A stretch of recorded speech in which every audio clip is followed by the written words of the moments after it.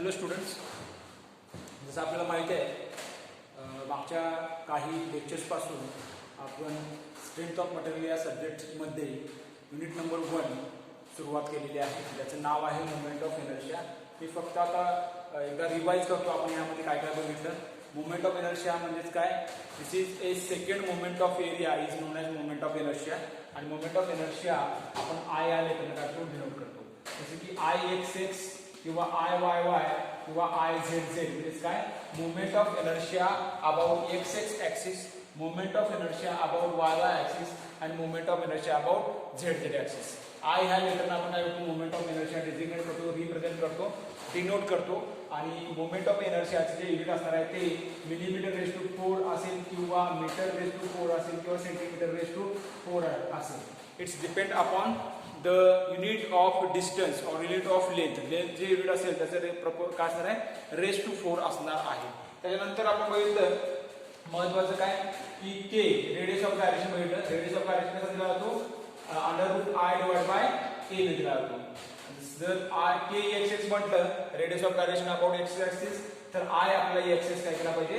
Consider केला पाहिजे. जर के वाय वाय म्हटलं movement of radius of gyration about Y Y axis जर कन्सिडर करायचं असेल तर आपला आय देखील वाय वायचा कन्सिडर केला पाहिजे. अशा जर आपण काय बघितलं आहे? रेडियस ऑफ गायरेशन बघितलं आहे. त्याच्यानंतर महत्वाचे जे बघितलं ते पॅरलल ऍक्सिस थेरम बघितले. दोन थेरम बघितले. एक आहे पॅरलल ऍक्सिस थेरम आणि दुसरा आहे perpendicular axis theorem. Parallel axis theorem जो आहे तो काय आहे? आय पी क्यू असेल किंवा आय ए बी असेल काही बघा. I P Q is equal to असणार I G plus A X square असतो. अशा तऱ्हेने आपण काय करतो? पॅरलल ऍक्सिस थेरम देतो. पॅरलल ऍक्सिस थेरम आपण काय केला आहे? डिस्कस केलेला आहे. याच्यावर विषयी आपण बऱ्याचदा डिस्कशन केलेलं आहे. त्यानंतर परपेंडिक्युलर ऍक्सिस थेरम जो आहे आय झेड झेड त्याला आपण काय म्हणतो? पोलर ऍक्सिस म्हणतो, आय पी म्हणतो. आणि तो कसा दिला जातो? I X x plus I Y Y दिला जातो. बरोबर आहे. तर ह्या युनिटमध्ये आतापर्यंत आपण हे फॉर्म्युलेज काय केले बघितलेले आहेत. हे खूप महत्वाचे आहेत. आणि याच्या व्यतिरिक्त एक टेबल दिला होता ज्यामध्ये काय होतं? जे बेसिक शेप्स आहेत, बेसिक फिगर्स आहेत, जसं की रेक्टेंगल असेल, स्क्वेअर असेल, हॉलो रेक्टेंगल असेल किंवा सर्कल असेल, सर्क्युलर सेक्शन असेल, हॉलो सर्क्युलर सेक्शन असेल, ट्रायंग्युलर सेक्शन असेल, यांचे जे मुवमेंट ऑफ एनर्शिया आहेत, standard movement of inertia about X X axis असतील किंवा अबाउट वाय वाय ऍक्सिस असतील, याचे आपण काय केले? फॉर्म्युलेज आपण काय केलेले आहेत? बघितलेले आहेत. ते फॉर्म्युले तुम्हाला पाठ असणं गरजेचं आहे. आणि याच्या व्यतिरिक्त तुम्हाला सेंटर ऑफ ग्रॅव्हिटी किंवा सेंट्रॉइड देखील माहीत असणं गरजेचं आहे. तर सारासार विचार करता ह्या टॉपिकच्या रिलेटेड काय महत्वाचे पॉइंट्स आहेत किंवा महत्वाचे फॉर्म्युलेज आहेत. आणि ह्या फॉर्म्युल्यावरती आता आपण काय करणार आहोत? न्यूमरिकल बघणार आहोत. जसं की आपण मागच्या सेशनला थोडे न्यूमरिकल बघितले आहेत, तर आपण पुढे जाऊया. आजच्या सेशनला आपण न्यूमरिकल स्टार्ट करूया ह्या फॉर्म्युल्यावरती. तर यामध्ये पहिलं न्यूमरिकल आपल्याला बघायचं आहे.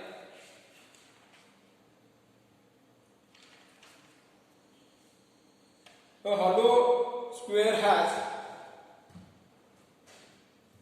a hollow square has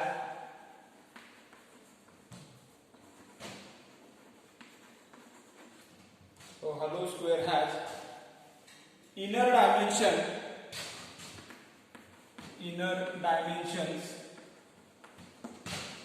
80 mm by 80 mm, 80 mm by 80 mm, and outer dimensions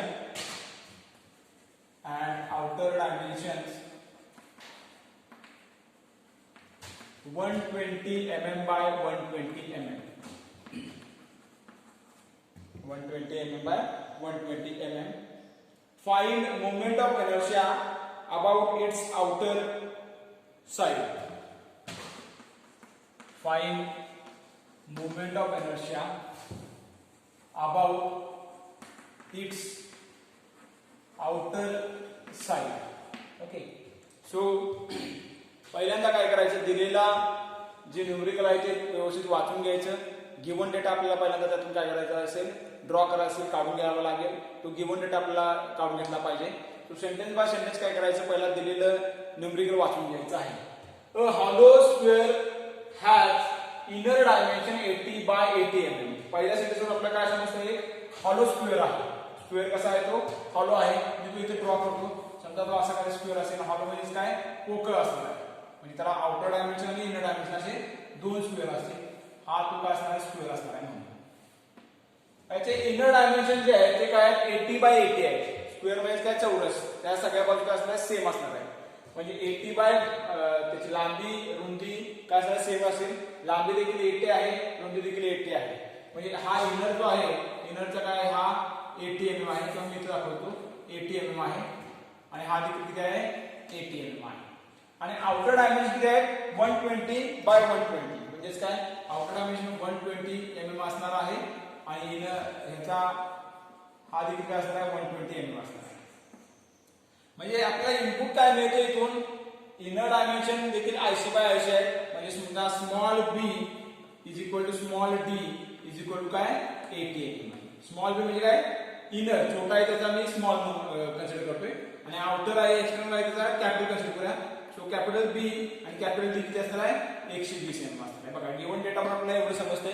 की दिलेला एक स्क्वेअर सेक्शन आहे ज्याचे इनर डायमेन्शन्स किती आहेत 80/80 mm आहेत आणि ज्याचे आउटर डायमीटर आहेत डायमेन्शन जे आहेत ते किती आहेत 120 mm/120 mm आहे त्याच्यावरून आपण काही फिगर ड्रॉ केलेली आहे त्याच्यानंतर आपण काय करतो याचा जो सेंट्रॉइड असेल तो कुठेतरी इथं असणार म्हणजे G आणि सेंट्रॉइड मधून जाणारी काय असणार ऍक्सिस असणार आहे तो ऍक्सिस आपला कुठे असणार आहे x असणार आहे आडवा ऍक्सिस असेल x असेल आणि उभा तुम्ही ड्रॉ केला तर काय असणार आहे y असणार आहे आपल्याला काय विचारलं बघा find moment of inertia about it's outer side त्याचे आउटर साइड कुठले आहे मग ती ही असेल किंवा ही असेल किंवा ही असेल किंवा ही असेल एक कुठली कन्सिडर करूया आउटर साइड मी ही कन्सिडर करू ही कन्सिडर करूया आउटर साइड त्याला मी नाव देतो काय PQ असं नाव कुठलेही नाव द्या PQ म्हणा AB म्हणा ओके तुम्हाला जे आवडते अल्फाबेट ते द्या आपण PQ देऊ किंवा AB द्या काय फरक पडणार नाही ही आउटर काय आहे त्याची साइड आहे मी देतो वाटलं तर आउटर साइड AB किंवा PQ is equal to outer side of square section okay आता बघा आपल्याला काय करावं लागेल आता एक स्क्वेअर सेक्शन आहे त्याचे आउटर साइड PQ आहे त्याच्या भोवती आपल्याला काय करायचं आहे moment of inertia find out करायचं म्हणजे आपल्याला काय पाहिजे आहे IPQ पाहिजे आहे IPQ म्हणजे काय moment of inertia about PQ कोण आहे आउटर साइड आहे म्हणजे moment of inertia about outer side आपल्याला पाहिजे आहे तर आता कशी फाइंड आउट करता येईल ते आपण बघूया आता हा काय आपला सेंट्रॉइड आहे आणि हा काय एक्सिस म्हणजे काय सेंट्रॉइड मधून पास होणारा ऍक्सिस आहे तर त्याला काय म्हणतो आपण सेंट्रॉइडल ऍक्सिस म्हणतो आता इथं आपल्याकडे एक पॅरलल ऍक्सिस थेरम आहे पॅरलल ऍक्सिस थेरम म्हणजे काय तर पॅरलल ऍक्सिस थेरम काय सांगतो आपल्याला की समजा जर एखादा फिगर असेल हा त्याचा सेंट्रॉइड असेल आणि त्याला एक पॅरलल ऍक्सिस असेल PQ तर आपण काय करू शकतो त्या PQ भोवती जर आपल्याला moment of inertia find out करायचा असेल तर तो कसा आहे तो IG प्लस AH2 A म्हणजे काय याचा एरिया असतो आणि H म्हणजे काय असतं हे डिस्टन्स असतं distance between two parallel axis आता इथे बघितलं तेच आहे हा XX आहे आणि XX ला PQ कसा आहे किंवा आउटर साइड कशी आहे पॅरलल आहे म्हणजे इथं आपण काय करू शकतो पॅरलल ऍक्सिस थेरम वापरू शकतो लक्षात ठेवा आपण सगळ्यांच्या PQ इज मी इथे लिहितो बघा outer side PQ is parallel to centroidal axis XX बरोबर आहे का जी PQ आहे ती काय पॅरलल आहे किंवा सेंट्रोइडल ऍक्सिस XX ला त्यामुळे आपण इथे काय करू शकतो we can apply what parallel axis theorem आपण इथे काय करू शकतो पॅरलल ऍक्सिस थेरम वापरू शकतो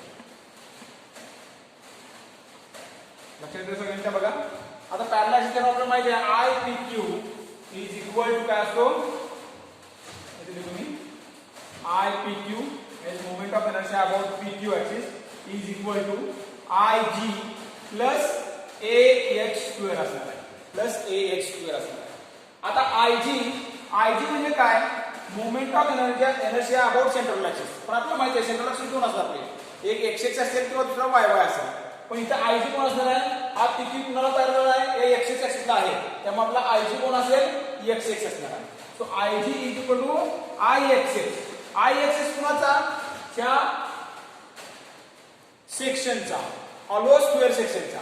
आता हॉलो स्क्वेअर सेक्शनचा जर आपल्याला moment of inertia find out करायचं असेल तर आपल्याला टेबलमध्ये मिळाला आहे. हॉलो स्क्वेअर सेक्शनचा मोमेंट ऑफ इनर्शिया म्हणजे काय, equivalent to hollow rectangular section. Rectangular सेक्शनचा काय, हॉलो रेक्टँग्युलर सेक्शनचा मोमेंट ऑफ इनर्शिया काय असतो, B D cube capital B D cube minus small B D cube divided by 12 what. बरोबर आहे का? बघा आपण काय केलेलं आहे, आयजी म्हणजे काय, moment of inertia of central axis. पण सेंट्रल ऍक्सिस आपले दोन असू शकतात, एक एक्स एक्स असू शकतो आणि दुसरा कुठला असणार आहे, वाय वाय असतो. आता ह्या केसमध्ये कुठला आहे, तो एक्स एक्स आहे. त्याच्यामुळे आपल्याला काय करायला पाहिजे, एक्स एक्स कॅल्क्युलेट केला पाहिजे. कुणाचा एक्स एक्स कॅल्क्युलेट केला पाहिजे, ह्या स्क्वेअर सेक्शनचा. स्क्वेअर सेक्शन कुठला आहे, हॉलो सेक्शन आहे. हॉलो सेक्शन आहे तर आपण काय करतोय, हॉलो स्क्वेअर सेक्शन आणि हॉलो रेक्टँग्युलर सेक्शनचा डायमेन्शन एकच आहे कारण बी आणि डी तर सेमच आहे. ओके, तर B capital B D cube minus small B D cube divide by 12 जर केलं तर आपल्याला काय मिळेल, आय एक्स मिळेल. आता इथे सगळं व्हॅल्यू टाकून घेऊया.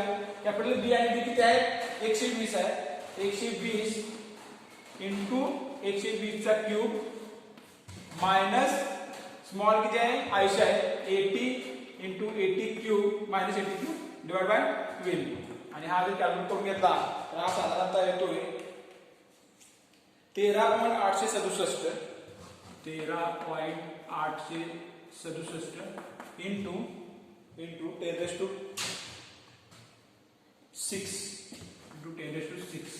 आणि याचं जे युनिट असणार आहे काय, हे आय आहे, हे मोमेंट ऑफ इनर्शिया आहे काय, आणि याचं बी आणि डी चे काय युनिट आहे, एमएम आहे.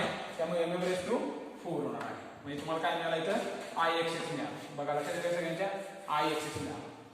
आता हे कॅल्क्युलेट करणं खूप गरजेचं आहे. व्यवस्थित तुम्ही काय करायचं आहे, व्हिडिओ बघत असताना हे कॅल्क्युलेशन करून बघायचं आहे, जेणेकरून तुम्हाला ते कॅल्क्युलेटर ऑपरेटिंग पण करता येईल आणि तुमच्या काय चुका होतात तेही तुम्हाला बघता येईल. कारण बऱ्याच वेळा तुम्ही काय करताय, एका सिंगल शॉटमध्ये किंवा सिंगल स्टेपमध्ये सगळे कॅल्क्युलेशन करायचा प्रयत्न करताय आणि आन्सर काय होते, रॉंग येते किंवा चुकीचे येते. त्यामुळं सवय स्वतःला लावून घ्या की काय, की एक कॅल्क्युलेशन काय करायचं, 2 वेळा करायचं, जेणेकरून तुमच्या दोन्ही वेळा कॅल्क्युलेशन सेम आलं पाहिजे आणि त्याच्यामुळे तुमचं आन्सर काय होईल, क्रॉस चेक होईल. दोन्ही वेळा जर सेम असेल तर तुम्ही काय बरोबर आहात, पण हे स्टेप वाईज करताना तुम्ही व्यवस्थित करायचं आहे. हे खूप महत्त्वाचं आहे की कॅल्क्युलेटर जर ऑपरेट करता येत नसेल तर काही उपयोग नाही. त्यामुळे कॅल्क्युलेटर ऑपरेट करायला पहिल्यांदा शिका. ज्यांच्याकडे अजून देखील कॅल्क्युलेटर नाहीत त्यांनी कॅल्क्युलेटर विकत घ्यायची आहे. So I X X is equal to 13.867 into 10⁶ mm⁴ आलेला आहे. आता बाकीच्या गोष्टी आपल्याला काय केलं पाहिजे, कॅल्क्युलेट केलं पाहिजे. बाकीच्या गोष्टी म्हणजे काय, हा एरिया कुणाचा, हा हॉलो सेक्शनचा. आता हॉलो सेक्शनचा एरिया काय असतो, एरिया काय असणार हॉलो सेक्शनचा, बाहेरच्या सेक्शनचा एरिया मायनस आतल्या सेक्शनचा एरिया. मग एरिया किती होणार आहे, बी इंटू डी मायनस बी इंटू डी होणार आहे. लांबी गुणिले रुंदी वजा लांबी गुणिले रुंदी, हॉलो सेक्शन आहे. बी इंटू डी किती आहे, बी 120 इंटू 120 मायनस 80 इंटू 80. ओके, तर हा तुझा एरिया आहे. एरियाचा युनिट काय असतं, मिलीमीटर स्क्वेअर असतं. तो एरिया तुम्ही लिहून घ्यायचा, किती येतो बघा. ओके, तो एरिया कॅल्क्युलेट करायचा आहे. एरिया येतोय साधारणतः 8000 मिलीमीटर स्क्वेअर येणार आहे. एरिया किती आला, 8000 मिलीमीटर स्क्वेअर. आता एच किती एक आहे, एच म्हणजेच काय, एच म्हणजे 2 पॅरलल ऍक्सिस मधलं डिस्टन्स. आता 2 पॅरलल ऍक्सिस कुठे कुठे आहेत, एक तुमचा एक्स एक्स आहे आणि एक तुमचा पी क्यू आहे. त्याचं डिस्टन्स किती असणार आहे बघा, हे तुमचं 120 आहे. मी इकडे दाखवतो, हे डिस्टन्स आपल्याला बघायचं आहे. हे म्हणजे तुमचं एच असणार. हे किती असणार आहे, ह्याच्या निम्मा असणार आहे, कुणाच्या 120 च्या निम्मा असणार आहे. त्यामुळे एच तुमचं जे असणार आहे, एच डी 120 च्या निम्मा म्हणजे 120 डिवाइड बाय 2 ते असणार आहे 60 mm येणार. बघा लक्षात येते का, H is equal to 60 mm. आता फक्त काय करायचं आहे, ह्या फॉर्म्युलामध्ये सगळ्या काय करायच्या गोष्टी आपण काय करूया, पुटअप करूया आणि जेणेकरून आपल्याला आन्सर मिळेल. फॉर्म्युला काय आपला, I P Q is equal to I G plus A X square. आता इथे आपला आय जी माहिती आहे, आय जी किती आहे आपला, म्हणजे आय एक्स एक्स किती आहे, 13.867 इंटू 10⁶ हा झाला, प्लस एरिया किती 8000 आहे आणि एच किती आहे 60 प्लस एरिया 8000 इंटू एच किती आहे 60 चा स्क्वेअर. परत हे व्यवस्थित कॅल्क्युलेशन करायचं आहे.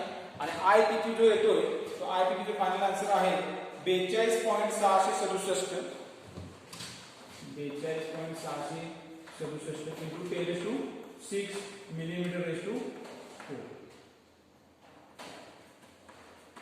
IP. बघा इतका आन्सर आहे 42.667 into 10⁶ millimeter raised to 4.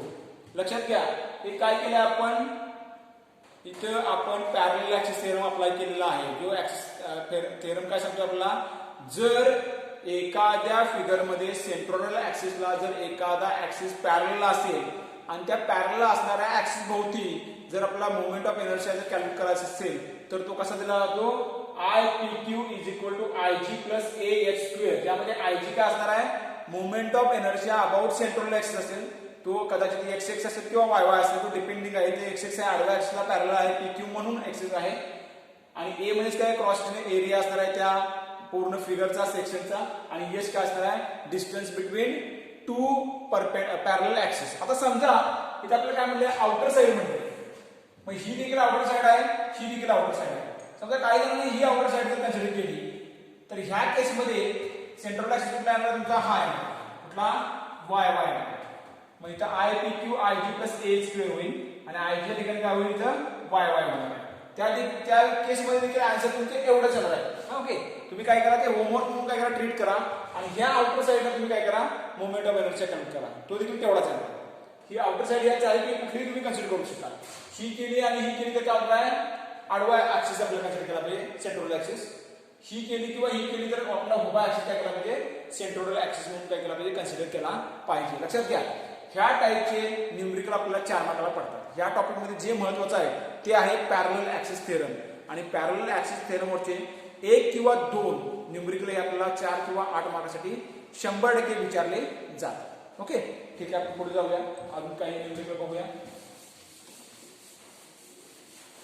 इथं मी तुम्हाला न्यूमेरिकल सोडून घेऊ शकतो बरेच, पण it is expected that you should try to practice more and more example from books. Okay, त्यामुळे काय करा, सगळ्यांनी बुक काय करा, रेफर करा आणि बुक मध्ये जे वेगवेगळे जे न्यूमेरिकल्स आहेत ते सोडवायचा प्रयत्न करा. आपली मेथड एकच असणार आहे, आपली मेथड अप्लाय करायची आणि बुक मध्ये सगळे काय करायचे, न्यूमेरिकल काय करायचे, प्रॅक्टिससाठी दिलेले असतील ते काय करायचे, सोडवायचा प्रयत्न करायचा आहे. जेवढं तुमचं प्रॅक्टिस होईल तेवढं काय होणार आहे, तुमची ऍक्युरेसी वाढणार आहे. नेक्स्ट घेऊया. A circular disc has a circular disc has diameter of 80 mm, diameter of 80 mm,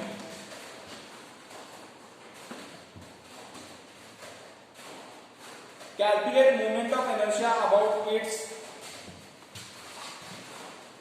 calculate moment of inertia about its any tangent.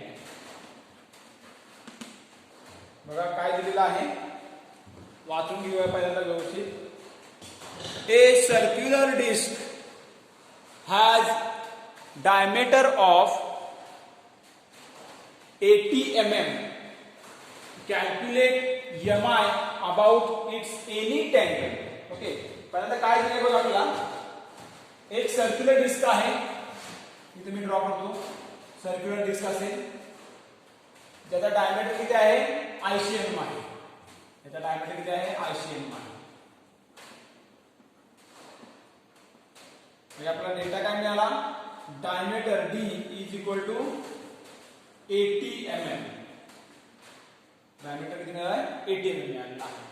आणि पुढे काय मिळालं बघा, कॅल्क्युलेट mi, आपल्याला मोमेंट ऑफ इनर्शिया कॅल्क्युलेट करायचा आहे, पण कुठं, about it's any tangent, about it's any tangent, त्याच्या कुठल्याही एका टँजेंट भोवती आपल्याला मोमेंट ऑफ इनर्शिया कॅल्क्युलेट करायचा आहे. आता पहिल्यांदा काय करायचं, सर्क्युलर सेक्शनचा आपण सेंट्रल बघूया, कुठं असतो तो, कुठं असतो, सेंटरला असतो. हा इथे G असणार आहे सेंटरला, बरोबर आहे. हा त्याचा काय असणार आहे, सेंट्रल ऍक्सिस, आडवा आहे तो एक्स आणि उभा आहे तो वाय. ओके, आता टँजेंट म्हणजे काय पाहिजे, टँजेंट, टँजेंट म्हणजे काय, स्पर्शिका म्हणतो आपण. टँजेंट म्हणजे काय? स्पर्शिका. म्हणजे हा सर्कल आहे आणि सर्कलच्या एखाद्या पॉईंटवरून पास झालेली स्पर्शून गेलेली स्पर्शिका म्हणजे काय असणार आहे? टँजेंट असणार आहे. बरोबर आहे. मग नंबर ऑफ टँजेंट आपण काय करू शकतो? ड्रॉ करू शकतो. या सर्कमपासून काय आहे? नंबर ऑफ पॉइंट्स आहे. पण ती कशी ड्रॉ केल्यानंतर आपल्याला सोयीस्कर पडेल ते पहिल्यांदा आपण बघूया. ती कशी ड्रॉ केल्यानंतर आपल्याला सोयीस्कर पडणार आहे. कारण का टँजेंट बघा कुठेही ड्रॉ करू शकतो. समजा मी टँजेंट इथे ड्रॉ केली, लक्षात द्या व्यवस्थित. समजा मी टँजेंट काय केली? इथे ड्रॉ केली. ह्या पॉईंटवरून जाणारे टँजेंट ड्रॉ केली. इथे ड्रॉ केली, इथे ड्रॉ केली किंवा इथे ड्रॉ केली. ती आपल्याला काय असणार आहे? सोयीची असणार आहे, सोयीस्कर असणार आहे, फिजिबल असणार आहे आणि ती इझी होईल. का? कॅल्क्युलेशन. का? बघा समजा इथे मी टँजेंट ड्रॉ केली, तर आपण तुम्ही टँजेंट किंवा याला टीटी म्हणूया, टँजेंट आहे म्हणून, किंवा एबी म्हणा, पीक्यू म्हणा, काही फरक पडत नाही. आता जर बघितलं तर ही टँजेंट बघा कशी आहे? टँजेंट कशी आहे? या एक्स ऍक्सिसला पॅरलल आहे आणि ही जर पॅरलल असेल तर आपल्याला काय करता येईल? पॅरलल ऍक्सिस थेरम वापरता येईल. म्हणून मी काय केले? इथे ड्रॉ केली. नो डाऊट काही जणांनी इथे ड्रॉ केली असती, पण आपल्याला तो पॅरलल ऍक्सिस थेरम वापरता आला नसता. म्हणून काय केलं आपण? ती इथे किंवा इथं किंवा इथे किंवा इथं ड्रॉ करायचा प्रयत्न करायचा आहे. बट टीटी काय आपली? TT is a tangent. TT is a tangent. आता मला इथे स्टेटमेंट टाकता येईल काय? ही टँजेंट जी आहे, tangent TT is parallel to centroidal axis. Axis बरोबर आहे का? बघा ही टँजेंट टीटी जी आहे ती सेंट्रल ऍक्सिसला एक्सिसला काय आहे? ती पॅरलल आहे. मग आपण इथे काय करू शकतो? We can apply what? Parallel axis theorem. We can apply parallel axis theorem.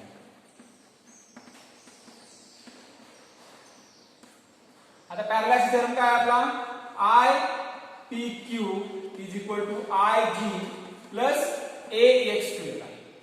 आता आय पी क्यू ही टँजेंटला टीटी म्हणा, पीक्यू ठिकाणी टीटी येणार आहे. ओके. जर तुम्हाला प्रॉब्लेमॅटिक वाटत असेल, आय पी क्यू पाठ करत असाल तर काय करूया? टीटी म्हणजे पीक्यू म्हणूया. पीक्यू ची काय करूया? टँजेंट घेऊया. ओके. पीक्यू ची टँजेंट घेऊया.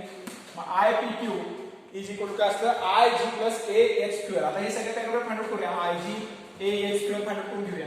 आय जी म्हणजे कोण असणार आहे? आता आय जी म्हणजे काय असेल? आय एक्स असणार आहे. इथं आय एक्स आणि आय वाय असेल. या सर्क्युलर सेक्शन मध्ये काय असतो? सेमच असतो. So I G is equal to I X X is equal काय असतो? सर्क्युलर सेक्शनचा आय एक्स एक्स काय असतो बघा.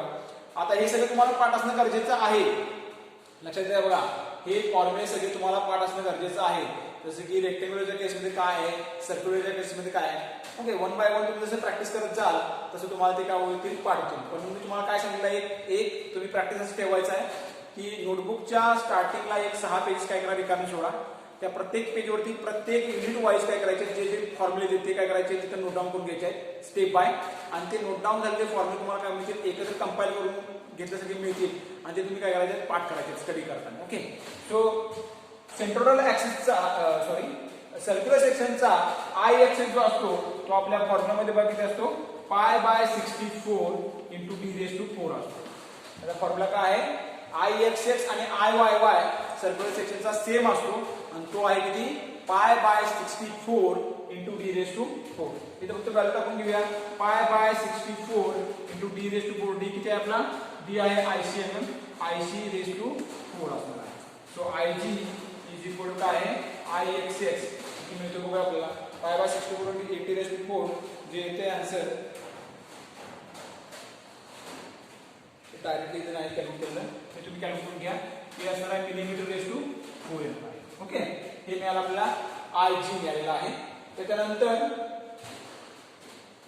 ए आणि एक्स स्क्वेअर आपल्याला फाइंड केलं पाहिजे. ए म्हणजे काय? Area. Area A is equal to area काय असतो? सर्क्युलर सेक्शनचा एरिया काय असतो? क्षेत्रफळ काय असतं सर्कलचं? Pi by 4 into D square असतं. Pi by 4 into D square असतं किंवा पाय आर स्क्वेअर असतं. बरोबर ना? दोन आहेत. रेडियसच्या टर्म मध्ये पाय आर स्क्वेअर असतं आणि डायमीटरच्या टर्म मध्ये काय असतं? Pi by 4 into D square असतं. मॅक्सिमम वेळा आपण डायमीटरच्या टर्म मध्ये यूज करणार आहोत थ्रू आउट द सिलेबस. त्यामुळे हे लक्षात ठेवा. पाय बाय 4 डी स्क्वेअर असणार आहे. एरिया कॅल्क्युलेट करून घ्या.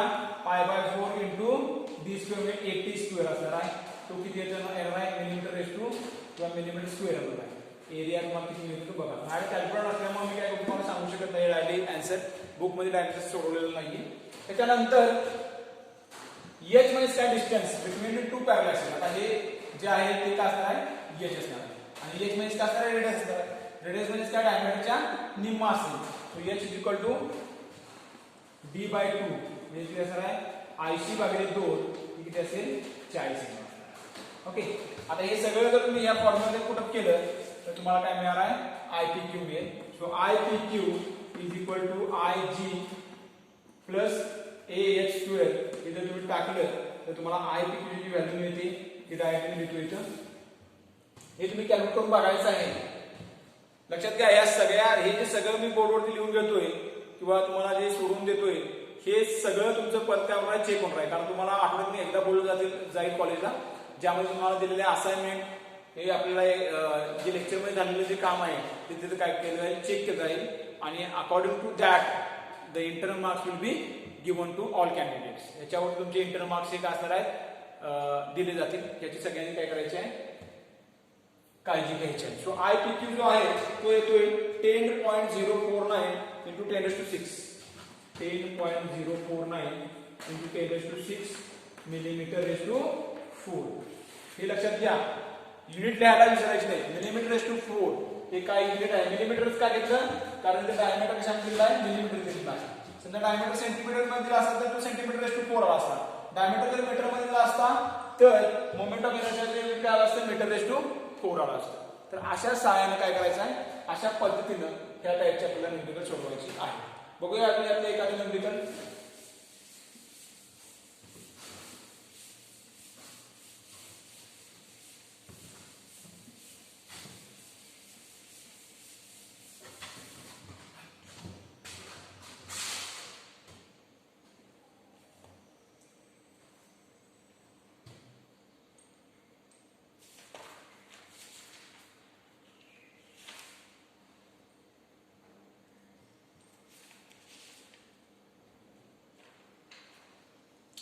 Calculate moment of inertia and calculate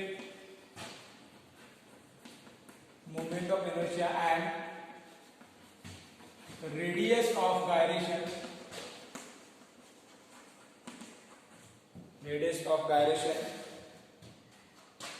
of 60 mm diameter circle of 60 mm diameter circle. Okay. काय दिलेलं आहे बघा न्यूमेरिकल वाचून घेऊया व्यवस्थित. Calculate moment of inertia and radius of gyration of 60 mm diameter circle. एक सर्क्युलर सेक्शन दिलेला आहे त्याचा डायमीटर किती आहे 60 mm आहे. 60 mm असेल डायमीटर. गिवन काय मिळालं 60 mm. हा G असणार आहे. हा x एक्सिस असेल. हा y एक्सिस असेल. ओके. आणि याचं काय फाइंड करायचं आपल्याला मोमेंट ऑफ इनर्शिया पाहिजे आणि रेडियस ऑफ गायरेशन आपल्याला पाहिजे. रेडियस ऑफ गायरेशन म्हणजे काय आपला मोमेंट ऑफ इनर्शिया म्हणजे Ix आणि Iy आणि रेडियस ऑफ गायरेशन म्हणजे काय k हे आपल्याला पाहिजे आहे. हे किती आहे असं विचारलं. ह्या तीन गोष्टी आपल्याला पाहिजे. आता सर्क्युलर सेक्शनच्या केस मध्ये मोमेंट ऑफ इनर्शिया काय असणार आहे Ix इज इक्वल टू काय असतो Iy असतो. हे आपल्याला माहिती आहे. Ix आणि Iy सेम असतो. तो किती असतो π/64 into d⁴ असतो. π/64 into d⁴. d किती आहे आपला 60 mm आहे. 60⁴ असणार आहे. मग Ix किंवा Iyy किती येतो बघूया. तो येतो 636172 51 mm/4. ओके. हे जर कॅल्क्युलेशन केलं तुम्ही व्यवस्थित ते पहिला कॅल्क्युलेशन करायचा प्रयत्न करा सगळेजण. मी डायरेक्ट तुम्हाला देतो याचा अर्थ तुम्ही ते डायरेक्टली लिहायचं नाहीये नोटबुकमध्ये. ते कॅल्क्युलेट करून बघायचं आहे. π/64 into 60⁴ कॅल्क्युलेटरचा वापर करून बघायचा आहे. ओके. सो Ix आला किती 6172.51 mm/4.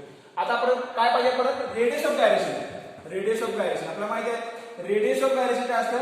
Radius of gyration k is equal to under root काय आहे फॉर्म्युला त्याचा आय डिवाइड बाय ए असतो, आय डिवाइड बाय ए असतो. आता या केसमध्ये बघा एक्स एक्स आणि वाय वाय दोन्ही सेम आहेत, मोमेंट ऑफ इनर्शिया सेम आहेत, त्यामुळे तुम्ही कुठलाही फाइंड आउट केला तर तुमचं काय असणार आहे, के एक्स एक्स म्हटला आणि के वाय वाय म्हटला तर सेमच आहे. K X X equal to काय असणार आहे, under root I X X divide by A.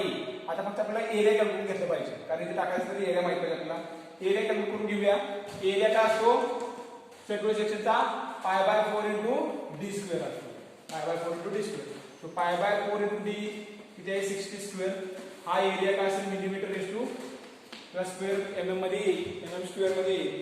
Area येतो आपला 28-27.43, 28-27.43. ओके, एरिया आपल्याला मिळाला. आता एरिया मिळाला की या फॉर्म मध्ये आपण सगळ्या व्हॅल्यू टाकूया. अंडर रूट आय एक्स किती आपला इथं आहे 636172.51 डिवाइड बाय एरिया आपल्याला किती आला इथं 2827.43. आता हा जर सोडवला तुम्ही तर तुम्हाला के एक्स एक्स मिळेल. K X X is equal to किती करूया, K X X is equal to आलेला आहे 15. ओके, आता के एक्स एक्स किंवा के चे जे युनिट असणार ते काय असणार आहे, के काय बघा रेडियस ऑफ गायरेशन. रेडियस याचा अर्थ आहे डिस्टन्स, आणि डिस्टन्स युनिट काय असणार आहे मिलीमीटर असणार आहे.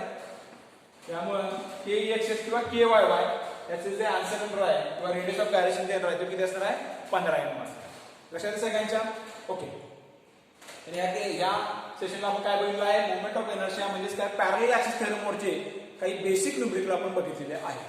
तर याच्या पुढचे जे न्यूमेरिकल असतील जे स्टँडर्ड इंजिनिअरिंग सेक्शनवरती असतील, जसे की आय सेक्शन असेल, टी सेक्शन असेल, ते आपण काय करूया नेक्स्ट सेशनला बघायचे आहे. So more discussion in next session. या सेशनमध्ये आपण इथेच थांबूया. थँक्यू.